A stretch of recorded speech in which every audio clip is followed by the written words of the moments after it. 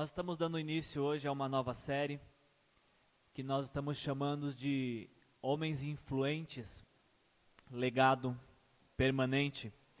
E ao realizar essa nova série de mensagens que vai acontecer durante o mês de agosto, a nossa intenção é estar refletindo na vida de alguns homens que influenciaram gerações.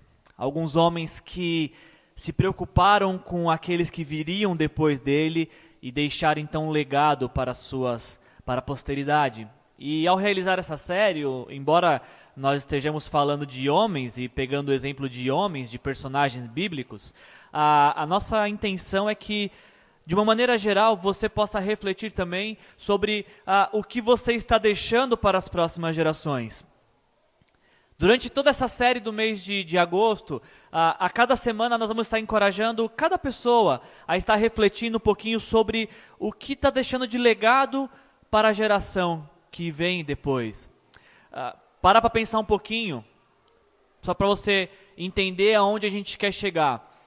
Daqui a alguns anos, quando alguém for falar da sua fé, quando alguém for contar sobre a sua espiritualidade, sobre as suas práticas de culto, quando alguém for falar dos relacionamentos que você teve, e principalmente, quando alguém se propor a contar a história da sua vida, ou simplesmente mencionar o seu nome daqui a alguns anos, o que essas pessoas terão para dizer?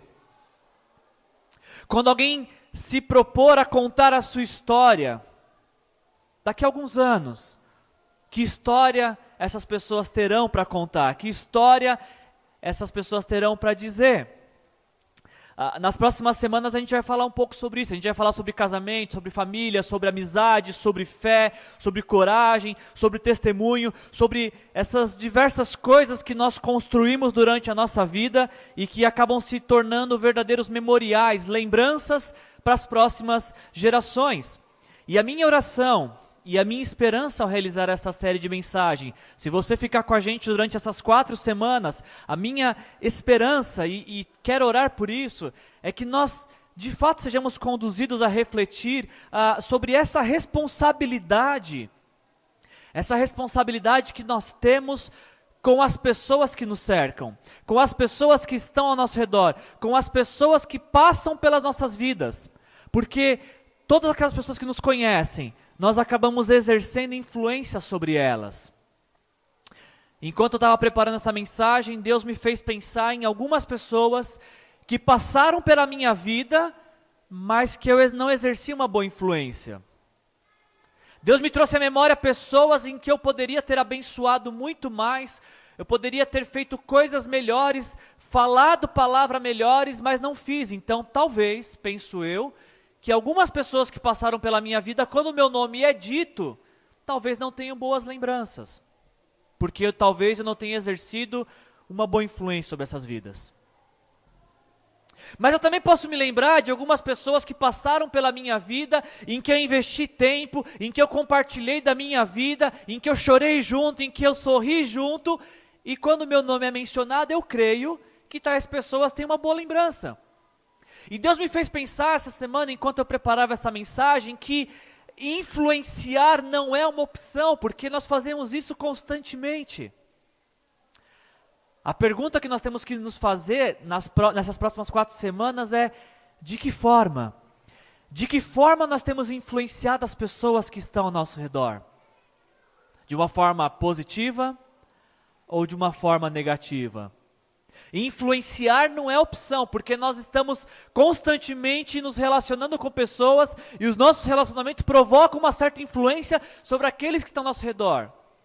A pergunta a ser feita é: que influência nós estamos exercendo sobre as pessoas que estão perto de nós? Influências positivas ou influências negativas? Estamos exercendo boas influências e estamos gerando boas lembranças nas pessoas que passam pela nossa vida? Ou estamos exercendo má influência e lembranças ruins sobre as pessoas que passam pela nossa vida? É mais ou menos sobre isso que essa série vai falar nas próximas semanas. A nossa vida, ela pode ser comparada com uma viagem de trem. E de estação em estação na nossa vida, embarcam e desembarcam pessoas. Algumas pessoas embarcam e descem na próxima estação da nossa vida. Outras pessoas não, outras pessoas entram nas nossas vidas, sentam-se ao nosso lado, começam a puxar conversas, se transformam em grandes amigos e decidem e escolhem que querem nos acompanhar por todas as estações da nossa vida. Seja essas pessoas que embarcam e desembarcam rapidamente das nossas vidas, ou essas que embarcam e decidem seguir viagem conosco, ambas pessoas, nós exercemos influência. E eu quero te encorajar que nas próximas semanas nós estejamos pensando em exercer influências positivas sobre as pessoas e em estar espalhando rastros de amor para que essas pessoas consigam chegar até Jesus e ver Jesus em nossas vidas. Esse é o desejo do meu coração e eu espero que seja o desejo do seu coração também.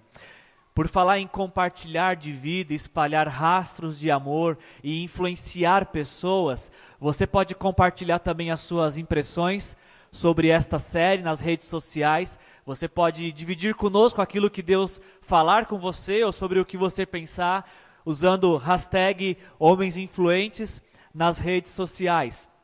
Nós estamos falando sobre homens influentes, aqueles que deixam legados para as próximas gerações. E eu quero falar com vocês, para dar início a esta série, sobre um homem influente que todos nós guardamos recordações. Eu quero falar de um homem a quem nós aprendemos chamar de pai. Aquele que Deus colocou nas nossas vidas como figura de autoridade. Este homem que influenciou tanto nossas vidas, de diversas formas, é o que eu quero conversar nessa manhã com vocês. Eu quero refletir um pouquinho para abrir essa série, em homenagem ao Dia dos Pais, sobre a função paterna, sobre a figura da paternidade, o homem como pai. E para falar sobre isso, eu peço que você me acompanhe na leitura de Efésios, capítulo 6, versículos de 1 a 4. Para falar sobre homens influentes, em homenagem ao Dia dos Pais, nós vamos falar sobre pais, sobre homens que ocupam essa função, se assim podemos chamar.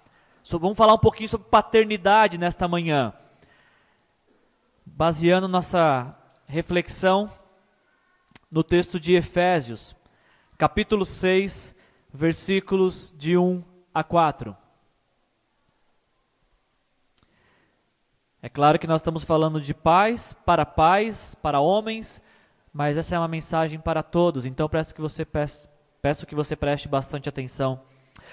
Efésios capítulo 6, versículo de 1 a 4, diz assim: Filhos, talvez nem todos aqui sejam pais, mas todos são filhos. Portanto, filhos, obedeçam a seus pais no Senhor, pois isso é justo. Honra teu pai e a tua mãe, este é o primeiro mandamento com promessa, para que tudo te corra bem e tenhas longa vida sobre a terra. Pais, não irritem seus filhos, antes criem-nos segundo a instrução e o conselho do Senhor. Vou ler de novo. Filhos, obedeçam aos seus pais no Senhor, porque isso é justo. Honra teu pai e tua mãe, este é o primeiro mandamento com promessa, para que tudo te corra bem e tenhas longa vida sobre a terra. E pais, não irritem seus filhos, antes de irritá-los, criem-nos segundo a instrução e o conselho do Senhor. Até aqui.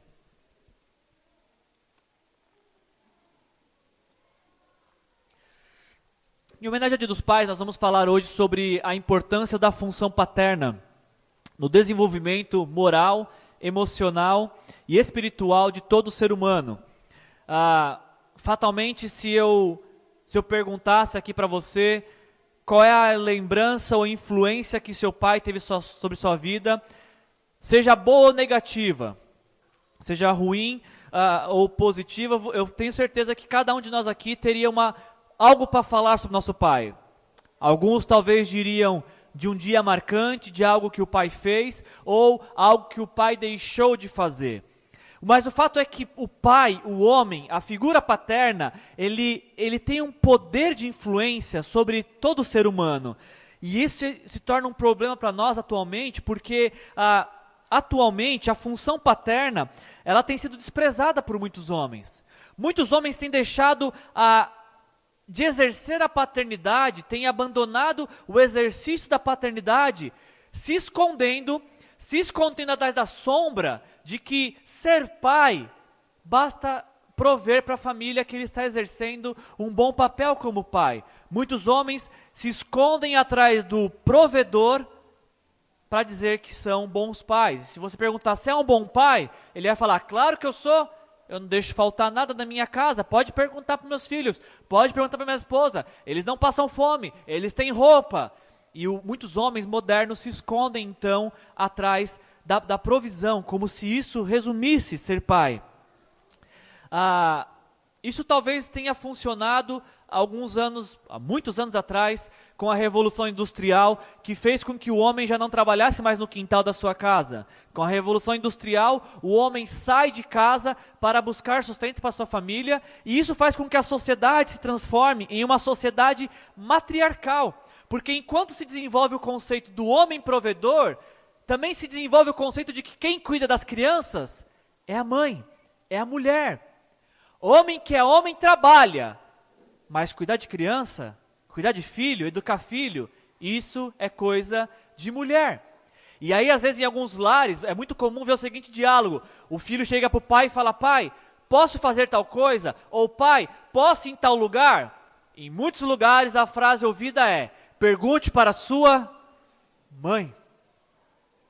E aí o filho então obedece, o filho fala, mãe, posso ir para tal lugar ou posso fazer tal coisa? E a mãe usa do critério de juízo dela e fala, pode, faça. Só que aí se acontece alguma coisa errada, o homem cobra a mulher. Isso é educação que dê para os seus filhos? Você fica deixando ele fazer isso ou você dá isso para ele? Ou seja, o homem, além de não exercer a função que lhe cabe, ele delega para a mulher e quando acontece alguma coisa errada, ele ainda cobra da sua mulher. E a consequência disso é que a mulher, a mãe, ela acaba se tornando um referencial de espiritualidade dos seus filhos. Muitos filhos não têm o pai como referencial de espiritualidade, tem a mãe. Eles querem ser trabalhadores como o pai, mas espirituais como a mãe. E mulheres ficam então sobrecarregadas com isso, de serem a líder do lar, a referência espiritual do lar, e às vezes as mulheres são as vilãs, porque são elas que colocam ordem. O pai é o legal, é o cara que deixa tudo, é o cara que não briga, mas a mãe é sempre encrenqueira, a mãe é que coloca regras. Tem um apresentador evangélico de uma emissora americana, ele disse o seguinte a respeito disso, quem instrui a criança sobre que roupas deve vestir, quem lhe inculca os primeiros bons hábitos, quem ajuda com os deveres de casa, quem faz as compras da família? Em suma, quem é que manda? Não é de se admirar, portanto, que o rapaz de hoje esteja se esforçando ao máximo para demonstrar que é homem de verdade, como a mamãe. Alguns pais ficam tão ausentes do lar, que muitos meninos se esforçam para ser grandes homens, como a mamãe está ensinando eles serem. O conceito de, não estou dizendo aqui com isso que o homem não é provedor, e eu também não estou dizendo com isso que a mulher não pode exercer influência e educar os filhos. O que eu estou tentando dizer aqui nessa manhã é que este papel, por excelência, por essência, é do homem. O homem deve ser o referencial de liderança dentro do lar. O homem deve ser o referencial de autoridade dentro do lar. E esse conceito então de pai provedor matou um outro conceito nosso que nós conhecemos, que é a função paterna. Muitas famílias sofrem com a ausência do pai. Aquilo que nós chamamos de falência da função paterna. Na minha formação, no meu curso de teologia, o meu TCC foi a importância da função paterna na educação e formação oral e religiosa da sociedade. E uma das minhas bases de pesquisa foi um psiquiatra de Campinas chamado Maurício Gadben. Este homem, esse psiquiatra, ele trabalhou durante 10 anos numa clínica de reabilitação em Campinas. E durante esses 10 anos, o Dr. Maurício, ele concluiu que a ausência da figura paterna leva ao consumo abusivo de drogas. Na clínica onde este homem trabalhava, 90% dos casos das pessoas que eram internadas eram vítimas da ausência paterna. 90%. Ou a ausência paterna do pai que saiu de casa, ou a ausência paterna do pai que faleceu quando a criança era muito jovem, ou o que é mais assustador, muitas vítimas, dependentes químicos foram vítimas da ausência paterna do pai que estava em casa, mas não exercia a sua paternidade. Uma outra pesquisa realizada por uma psicóloga chamada Juliana Perucci, ela está falando sobre função paterna, e aí ela fez uma pesquisa com diversas mulheres, e na pesquisa dela, ela verificou que as mulheres entrevistadas não estavam atrás de um homem provedor.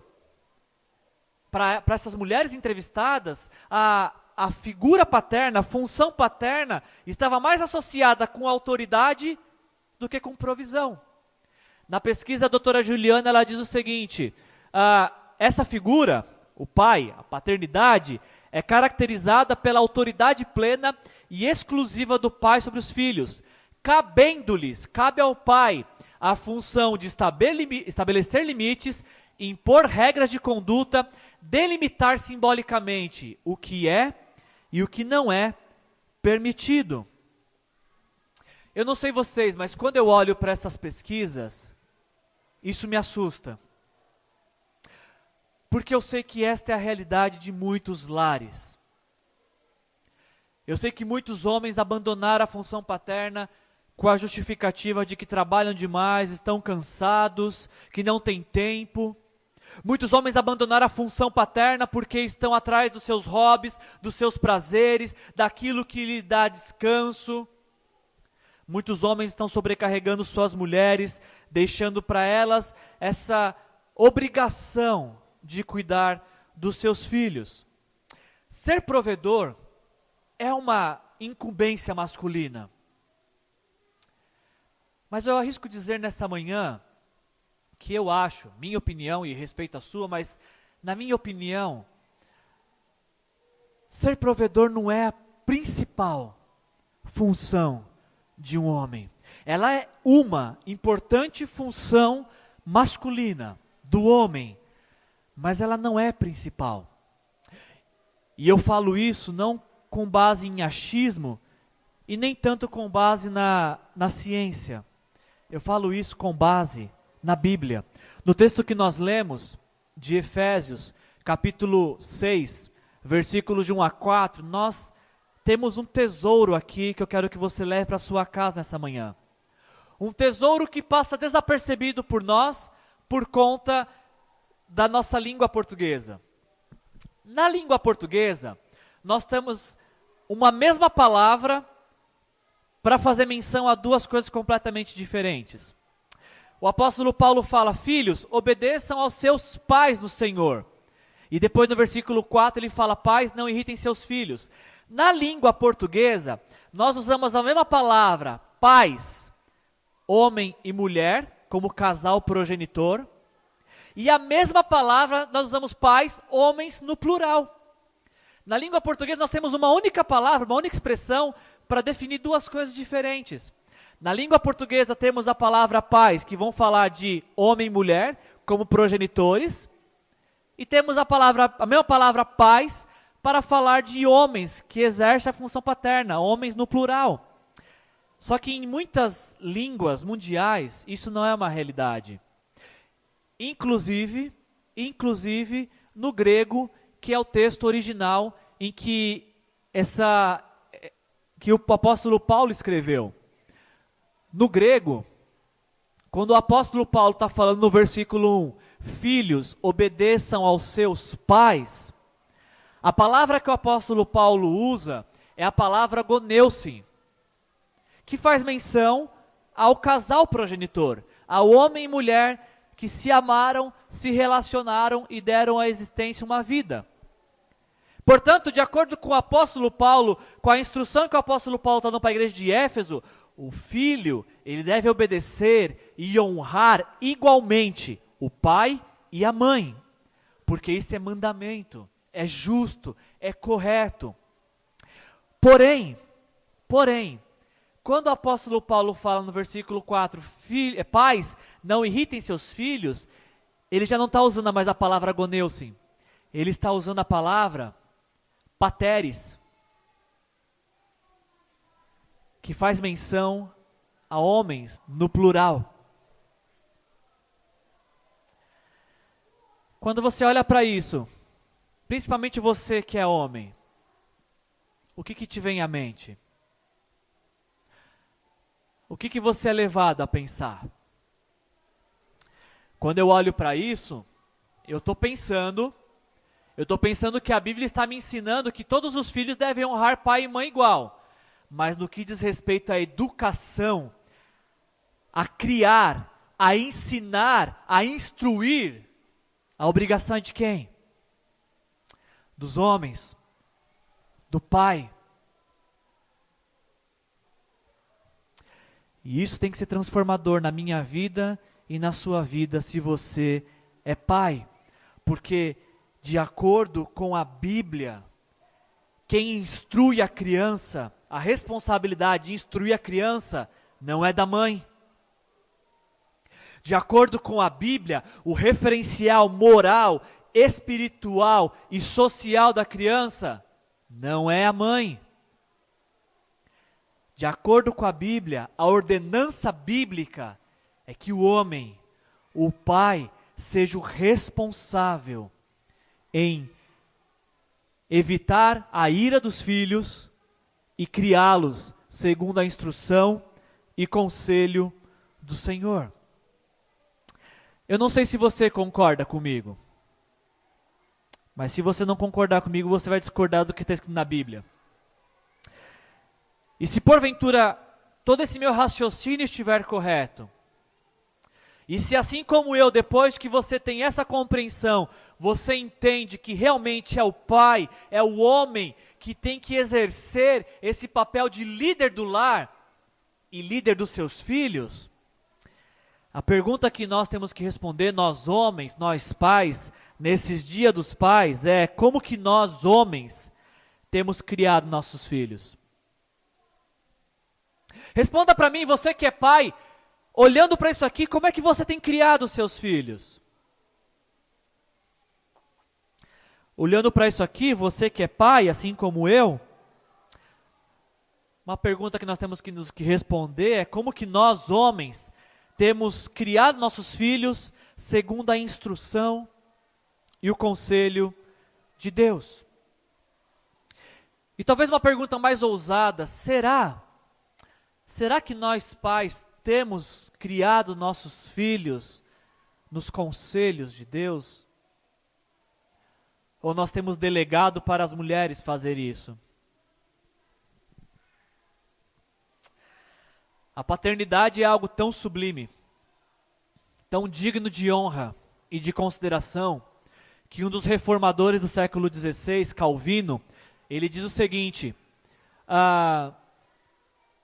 os títulos de pai e Deus e Senhor pertencem tão exclusivamente a Deus, que quando se faz menção de um deles, o nosso coração deve comover-se ao reconhecer a sua majestade.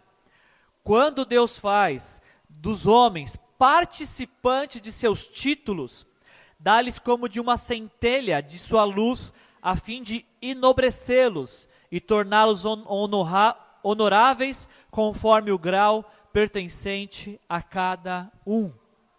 Deus é o Pai por excelência. Quando nós usamos o título de pai, estamos usando o título que não nos pertence. Estamos fazendo empréstimos de um título que pertence a Deus, primordialmente e por excelência. E é por isso talvez que Foulkes, ele diga o seguinte: Deus não é apenas pai, mas também é o único através de quem toda paternidade existente recebe o seu significado e inspiração. Se você é pai, a sua paternidade deve ser modelada não com a paternidade na qual você se desenvolveu. Muitos homens dizem, eu não faço assim para meus filhos, eu não sou carinhoso com os meus filhos, ou eu não sou atencioso com os meus filhos porque eu não tive isso. O meu pai não foi assim, ou nem pai eu tive. Deixa eu te dizer uma coisa nessa manhã, a sua referência para ser pai não é o pai que você teve. A sua referência para ser pai é Deus, porque Ele é a referência máxima e melhor de pai que nós conhecemos. E é por isso que Jesus nos ensina a orar, Pai nosso que estás nos céus, porque podemos olhar para o céu e ver que temos um pai perfeito. Melhor do que o pai que tivemos. Seja um pai ruim ou um pai bom, nenhum pai que conhecemos nesta vida pode se comparar ao Pai que está nos céus e a quem podemos recorrer a todo instante. Portanto, quando cuidamos de nossos filhos, o referencial para exercer a paternidade é Deus. E da mesma maneira que Deus cuida de nós, nós temos que cuidar dos nossos filhos. Da mesma maneira que Deus sempre está disposto a cuidar de cada um de nós, nós também temos que estar dispostos a cuidar dos nossos filhos. Como pastor, muitas vezes, eu trabalho em casa, eu tenho um escritório em casa, mas eu decidi que toda vez que meu filho me chama, eu paro alguns minutos, que seja segundos, eu seguro a mão dele e falo para ele, fala filho, o papai está te ouvindo. E às vezes ele quer falar de um desenho que ele viu, ou de um jogo, ou quer perguntar quando a gente vai jogar futebol. Mas eu faço questão de dar atenção para o meu filho, porque eu sou o referencial de pai que ele tem. E quando ele for conhecer Deus, ele vai passar por esta lente. Um dia ele vai aprender que Deus é pai, e o referencial de pai que ele tem sou eu. E eu quero dar atenção para o meu filho, porque eu não quero que ele pense que o Deus Pai não tem tempo para ele. Eu não quero que meus filhos pensem que o Deus Pai não se importa com eles. Eu não sou perfeito, mas eu quero me esforçar para ser o melhor pai que esses moleques já conheceram, porque um dia eles vão conhecer Deus como Pai, e a lente que eles vão olhar para Deus como Pai é esta daqui. É esta daí, é você. Homens, os seus filhos, meninos, eles precisam de um pai que lhes ofereça um referencial de liderança, moralidade e espiritualidade, para que eles cresçam com noções de limite. Pais, as suas filhas, meninas, elas precisam de um pai, de um homem que dê para elas carinho, atenção e afeto, para que elas não se entreguem ao primeiro vagabundo que falar para elas, eu te amo. Pais, homens, a sua esposa precisa ser amada, cuidada, prestigiada, para que seus filhos olhem como é que se desenvolve um lar feliz, um lar em paz. E aí então quando eles forem para o casamento deles, eles sabem qual é o referencial de uma família. O objetivo desta mensagem nesta manhã é conscientizar a nós homens que... ou aqueles que um dia serão homens, a desenvolver essa perspectiva da responsabilidade de influenciar as próximas gerações. É a nós homens que Deus confiou isso, é para nós, não foi para as mulheres, foi para nós homens. A intenção dessa mensagem é encorajar os homens que se empenhem em fazer com que seus filhos sejam grandes homens de Deus, grandes mulheres de Deus, os maiores que eles já conheceram. Eu acho muito lindo isso na cultura judaica, a gente vai falar isso semana que vem. Quando as crianças nasciam, os pais nutriam grandes sonhos, grandes expectativas para essas crianças. Quando o pai olhava para uma criança, não pensava, qualquer coisa que ele for serve. Não, o pai nutria esperança, ele estimulava a criança, ele acompanhava a criança, porque ele reconhecia de fato que crianças são tesouro de Deus, são herança do Senhor, é um presente de Deus. Eu fico pensando, sabe gente, será que é utopia minha ou é muita pretensão da minha parte, esperar que os homens que me ouvem, os homens do presente século, assumam a responsabilidade da paternidade? Será que é um devaneio meu esperar que o homem, ele nutra em seu coração essa responsabilidade, expectativa? Eu preciso fazer que o meu filho seja no mínimo melhor do que eu? Eu quero te fazer uma pergunta, e com essa pergunta eu vou entrar na conclusão. Homens que me ouvem, se o seu filho dependesse, no tempo presente, hoje, se seu filho dependesse no presente da sua orientação espiritual, se ele fosse dependente da sua orientação espiritual, e no tempo futuro ele fosse vivenciar tudo aquilo que você sonhou ou planejou para ele, o que o futuro reserva para o teu filho? Se o teu filho olhar para você e dizer assim, eu quero ser igual ao meu pai, quem que ele vai ser no futuro? Que tipo de homem, que tipo de mulher seus filhos serão? Quando eles dizem, eu quero ser igual ao meu pai, no que diz respeito à moralidade, à santidade, à espiritualidade, à perseverança, que tipo de crianças se transformaram em que adultos, olhando para o seu modelo? Enquanto você pensa nisso, enquanto você medita sobre essas perguntas, olhando para o teu exemplo, e se o seu filho for imitar o seu exemplo, que tipo de adulto ele será? Enquanto você pensa nisso, eu quero que você preste atenção nesse vídeo aqui.